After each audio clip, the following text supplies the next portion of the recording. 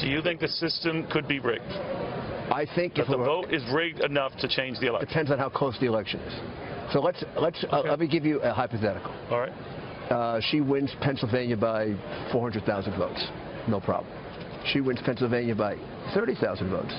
I want to look at Philadelphia because I know they ship people in from Camden, elsewhere, to vote in Philadelphia, and they vote for me. So the size of the victory would matter to you?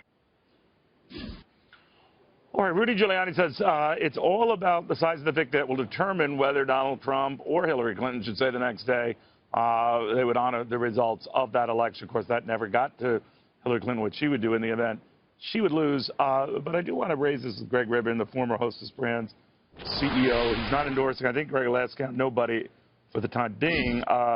But what did you make of Giuliani trying to clarify that a little bit? It all depends on the size of the victory. Well, that sounds silly to me, Neil.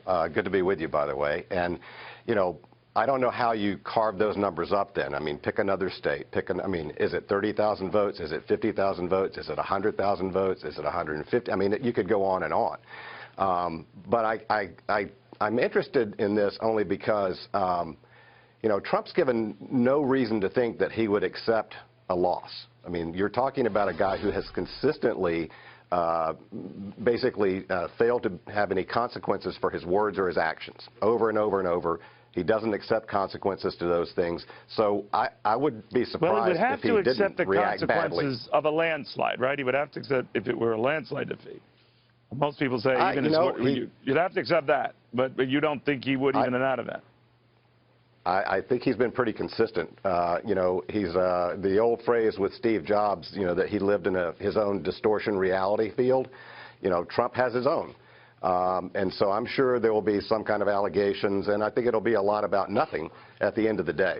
But, you know, most of the protests over election results, if you want to just attach it to a party, have been with Democrats. It was Al Gore, of course, in 2000, maybe for perfectly legitimate reasons.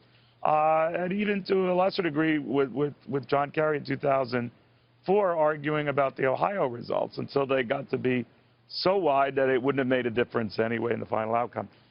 So there is precedent. Well, I think there's precedent, sure, but you know that's apples and oranges, I think, to what he's talking about now, and the sentiment that he's sort of stirring up. But I think the reality for most Americans is that what we would all really like is for this election to be over.